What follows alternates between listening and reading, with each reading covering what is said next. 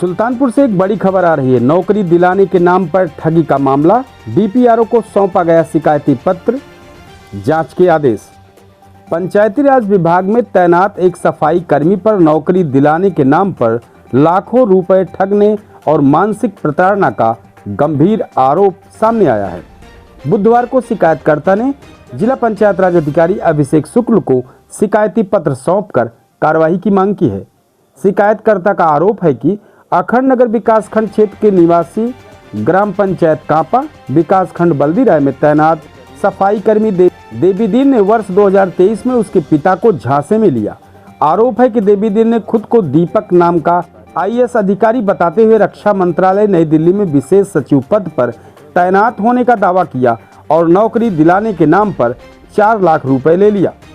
पीड़ित परिवार का कहना है कि आरोपी ने फर्जी आईएएस पहचान पत्र और आधार कार्ड की छायाप्रति भी दी, जिससे उनके पिता को भरोसा हो गया। बाद में जब आरोपी की असलियत सामने आई और रुपए वापस मांगे गए तो उसने रकम लौटाने से इनकार कर दिया। परिजनों के अनुसार लगातार मानसिक तनाव के चलते 17 जून 2025 को उनके पिता की हार्ट अटैक से मौत हो गई। मामले में सामाजिक दबाव के बाद आरोपी द्वारा 1,60,000 रुपए वापस किए जाने की बात भी शिकायती पत्र में दर्ज है, जबकि शेष रकम लौटाने से वो अब भी इनकार कर दिया है। शिकायती पत्र मिलने के बाद जिला पंचायत राज अधिकारी अभिषेक शुक्ला ने बताया है कि मामले की जांच के लिए एडीओ पंचायत भदैया को निर्देशित किया गया है। उन्होंने स्पष्ट किया कि यदि जांच में आरोप सही पाए जाते हैं तो संबंधित सफाई कर्मी के खिलाफ कठोर विभागीय और कानूनी कार्रवाई की जाएगी। आइए जानते हैं डीपीआरओ अभिषेक शुक्ल को शिकायती पत्र देने के बाद पीड़ित ने क्या जानकारी दी। क्या नाम है आपका? अभिनव नाम है। आप यहाँ सुल्तानपुर के जनपद में सीडीओ कार्यालय आए हैं, क्या मामला है, किस लिए आए हैं? मामला ये है कि एक सफाई कर्मी है देवीदीन, उसने पिताजी से हमारे पैसा लिया था। कितना? लगभग 4 लाख रुपए गया, जो हमारी जानकारी में आ रहा है।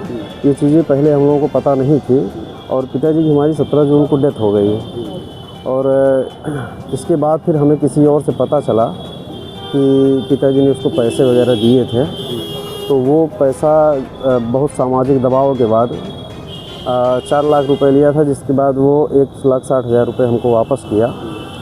बाकी के 2,40,000 वो दे नहीं रहा है और देने में आनाकानी कर रहा है।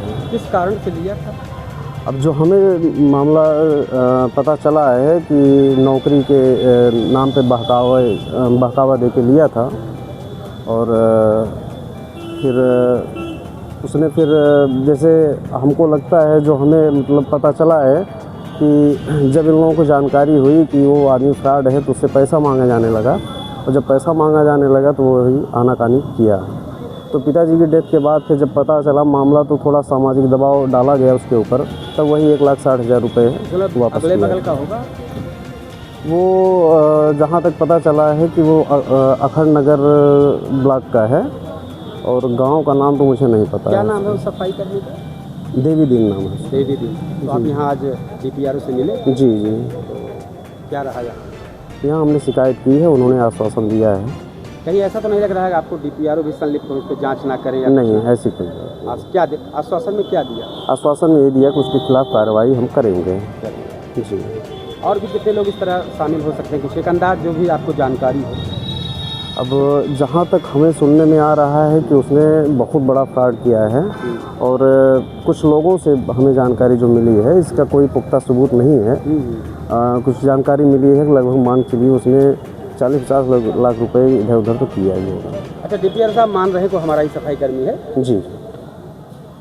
उनकी जानकारी में एक सफाई कर्मी है? जी जी। उसका परिचय पत्र वगैरह सब आप कुछ चैट वैट भी बता रहे थे? चैट हमारे पास ज़्यादा नहीं है, अब किसी और का मामला था, उसके पास चैट वगैरह है।